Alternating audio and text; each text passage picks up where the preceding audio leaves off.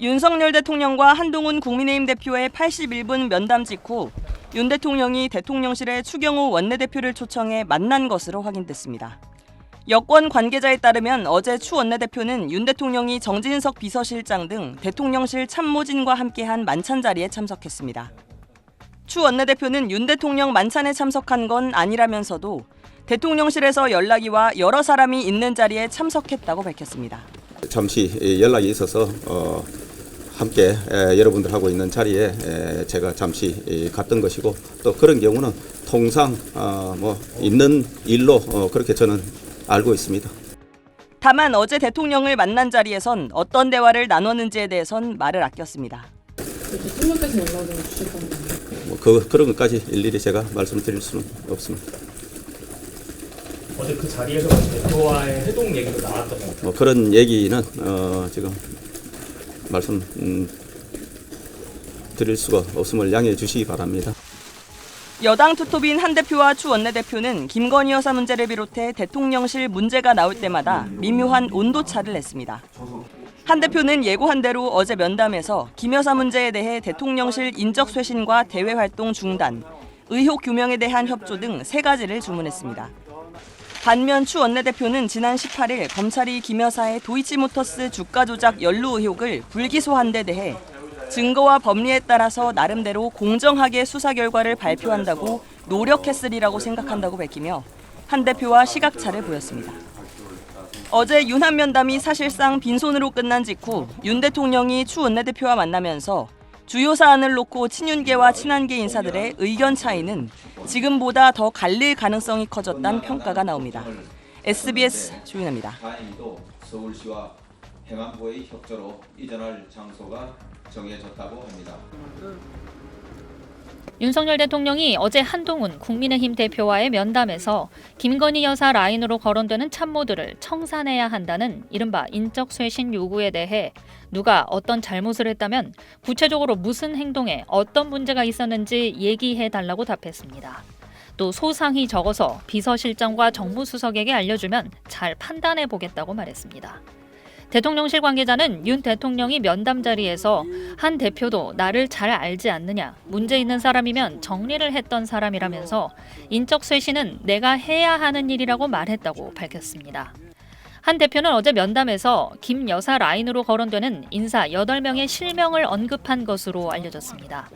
친한계 박정훈 의원은 오늘 한 라디오 방송에 출연해 한 대표가 실명을 박아서 지명했냐는 질문에 그런 것 같다면서 이들이 여사의 영향력을 보여주는 상황으로 연결되면서 국정 운용이 왜곡돼 보인다고 지적했습니다. 윤 대통령은 또 한 대표의 3대 건의사항 가운데 하나인 김 여사의 대외활동 중단 요구에 대해 이미 집사람이 많이 지쳐있고 힘들어한다, 의욕도 많이 잃었다면서 이미 대외활동을 자제하고 있다고 답했습니다. 또 김 여사 의혹 규명 협조 건의에 대해서는 이미 검찰 조사가 진행 중이니 지켜봐야 한다고 말했습니다. SBS 정경윤입니다. 어제 있었던 윤석열 대통령과 한동훈 대표의 면담에서 과연 어떤 얘기가 오갔고, 이에 따라서 앞으로 당정 관계는 어떻게 될 것인지, 과연 한동훈 대표는 어떤 생각을 하고 있는 것인지를 김종혁 국민의힘 최고위원과 전화로 연결해 자세히 이야기 좀 나눠보도록 하겠습니다. 위원님 안녕하세요. 예, 안녕하십니까, 앵커님. 예, 위원님 일단 예. 어제 대통령과 대표 회담 성공입니까 실패입니까? 아니 성공과 실패의 기준이 무엇이냐에 따라서 다르게 얘기하겠지만, 예. 어쨌든 한동훈 대표는 저희가 드려야 될 말씀을 다 드린 거고요. 거기에 예. 대한 반응은 별로 없었던 것 같습니다. 그런 의미에서 보자면 이렇게 별로 성공적인 결과는 아니었다, 이렇게 말씀드릴 수밖에 없겠네요. 예, 어제 혹시 한동훈 대표하고 연락 좀 해보셨어요, 밤에? 예, 물론 당연히 해봤고요. 예. 굉장히 좀 씁쓸해 하시더라고요. 아, 씁쓸해해요? 네. 어떤 점을 가장 좀 씁쓸해하던가요? 아니 아시다시피 지금 김건희 여사와 관련된 논란은 2년 반씩이나 이 정권 출범 이후부터 계속 블랙홀로 모든 걸 빨아들이고 있지 않습니까? 예. 대통령께서 굉장히 잘하신 부분도 많아요. 한일 관계를 정상화했다라든가, 예. 아니면 원전 생태계를 복원을 하고 그래서 수출까지 하고 있고, 그다음에 또 그 방산업체들의 무기들을 지금 전 세계에 또 판매하고 있는 이런 것들도 많이 있는데 예. 지금 김건희 여사 블랙홀 때문에 이런 모든 것들이 다 빨려 들어가서 아무것도 지금 빛을 보고 있지 못하거든요. 예. 그렇기 때문에 저희 입장에서는 이게 김건희 여사 문제를 해결하고 여야 의정 갈등 문제를 이걸 처리하지 못하면 앞으로 우리 선거에서 너무나 어렵고 힘들게 될 게 뭐 불보듯 뻔하지 않습니까? 그래서 이 문제에 대해서 이제 매듭을 지어야겠다. 앞으로 2년 반도 이런 식으로 끌려갈 수는 없다라는 그런 다짐 뭐 이런 것들을 위해서 대통령을 만나 뵌 건데 예. 대통령실의 인식은 뭐 그것과는 좀 상황을 너무 좀 안이하게 보시는 게 아닐까 하는 그런 우려가 좀 있었어요. 일단 어제 저녁에 보도 나온 거 보니까 한동훈 대표의 그 김 여사 관련된 저 해결책 제시에 대해서 김 여사는 이미 대외 활동 자제하고 있다. 현재 나오는 의혹들을 다 허무맹랑한 거다. 구체적으로 드러난 것이 없다. 그럼 사실상 거부한 것이다. 이렇게 언론들 해석하고 있거든요. 위원님도 동일하게 보십니까? 대통령이 3가지 요구를 다 거부했다고? 예, 그러니까 어떤 지금 현재 상황에 대해서 네. 그 당의 인식과 그다음에 대통령실의 인식이 너무 큰 차이가 있는 것 같아요. 저희는 사실 지난번 저도 그 지난 총선에 나왔던 당사자이기 때문에 예. 현장에서 그 우리 유권자들 그리고 우리 당원들의 얘기를 들어보면 정말 절박하거든요. 그리고 심각합니다. 그런데 지금 대통령실에서 나오는 반응들을 보면 그게 뭐 그렇게 큰 문제가 아니지 않느냐라는 식의 반응인 것 같아요. 참으로 예. 안타깝기 그지없습니다. 그러면은 앞서 이제 최고위원께서 김건희 여사 문제가 블랙홀이라는 표현을 쓰셨는데 결국 김건희 여사 문제를 해결해야 된다. 이것 자체에 대해서 용산 대통령실은 당과는 다른 생각을 가지고 있다. 이런 말씀이세요?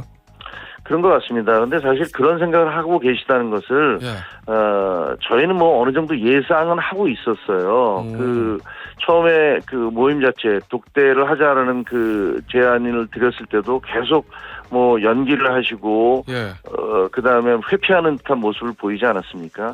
그러다가 그 모임도 독대 형식이 아니라 이거 꼭 만찬이다. 뭐 이런 식으로 그 면담이다. 이렇게 면담. 얘기를 하면서 그 비서실장이 배석을 해야 된다라고 주장을 하셨어요.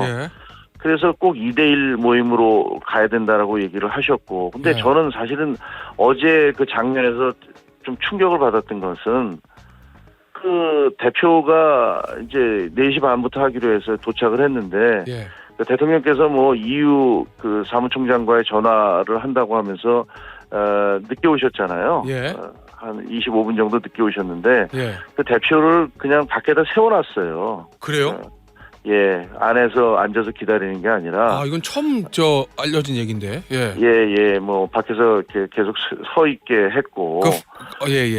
그다음에 뭐 단독 회담, 그러니까 쉽게 말하면 독대가 아니라 뭐 비서실장이 배석한다고 했지만 어째 사진을 보시면. 그 용산에서는 여러분들이 나오셨잖아요. 그렇죠. 6-7분이 우르르 거기 서 계시고 대표는 당에서는 아무도 없이 이제 혼자 거기 지금 들어가 있는 거 아닙니까? 그것도 모양이 너무 이상하더라고요. 그리고 그 대통령실에서 그 릴리즈 그러니까 배포한 사진을 보면 그 책상 앞에 윤석열 대통령이 두 팔을 식탁 위에 올려놓고 앉아 계시고 그다음에 그 비서실장과 그 앞에 이제 우리 한 대표가 뒤통수만 보이는 모습으로 계속 그런 사진들이 이렇게 그 릴리즈가 됐고, 근데 거기 보면 마치 그게 무슨 이제 교장 그 선생님이 학생들 놓고 훈시하는 듯한 뭐 그런 느낌을 주는 그런 사진들이었잖아요. 그것도 상당히 놀라웠고, 그다음에 거기 왔던 분들, 그러니까 대통령과 함께 왔던 분들 보면 한 대표가 혹은 언론에서 그분이 이른바 김건희 여사 라인이다 해서 책임을 져야 된다라고 얘기하는 비서관도 같이 대동을 해서 오셨더라고요. 그거는 뭐 대놓고 당에서 얘기하는 얘기는 우린 들어줄 수 없어라는 것들에 대한 그런 뭐 명시적인 메시지 아니겠습니까? 일단 그러면 위원님 말씀은 대통령의 어떤 대답 이전에 어제 회담의 형식이나 의전에서부터 용산 대통령실이 한동훈 대표를 홀대하고 그 요구를 들어주지 않을 것을 명확히 한 것이다 이렇게 보시는 거죠? 그렇습니다. 그리고 제가 또 당원으로서 상당히 좀 뭐랄까 이래도 되나라는 생각이 들었던 것은요. 이재명 대표와의 면담과 비교해 보면 너무나 차이가 나지 않습니까? 그때 당시에 뭐 이재명 대표 옆에 같이 앉아서 마주보는 것도 아니고 이제 함께 앉아서 이 대화를 나누고 어떻든 의전 같은 것들을 최대한 해 주신 걸로 알고 있는데 물론 거기서 이재명 대표가 해서는 이렇게 의전적으로 상당히 좀 무례한 행동을 했죠. 거기 그 본인이 뭐 대통령을 놔두고 나가려는 어떤 그 사진 기자들 붙잡아 놓고 A4 용지를 뭐 쭉 줄줄이 읽어대지 않았습니까? 10여 분 동안. 그것 자체는 굉장히 무례한 행동이라고 저는 생각을 해요. 근데 이번에 지금 자기 당의 대표인데 자기 당의 대표에 대해서 지금 용산에서 했던 그런 의전 같은 것들은 너무 심하다.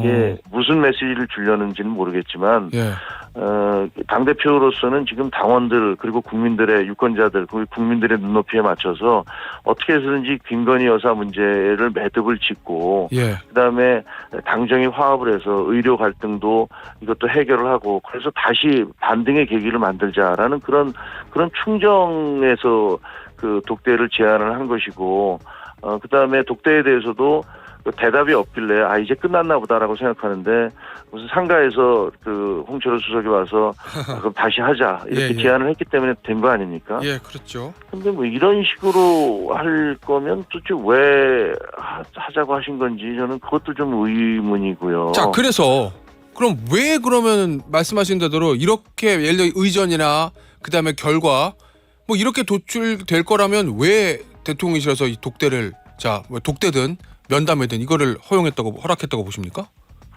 그 제가 그냥 느끼기에는 그 나중에 나온 결론 대통령실에 발표한 한 줄짜리 얘기 있지 않습니까? 당정 화합이요?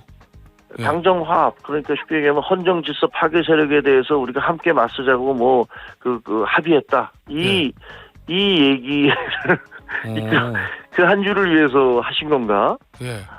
그런 생각이 들 정도예요. 그럼 대통령과 한 대표가 그냥 어쨌든 같은 자리에 앉아 있는 그 사진이 필요했다 뭐 이런 의미세요?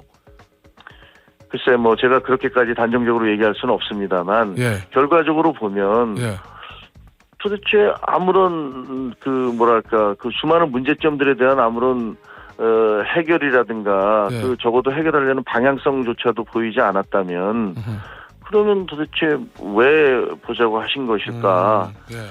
사진 찍기 위해서 본 건가?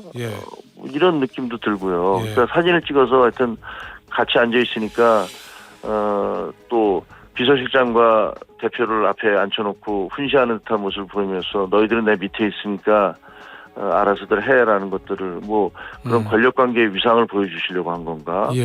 뭐 심하게는 그런 생각까지 들더라고요. 그래서 이거 좀 심하다라는 알겠습니다.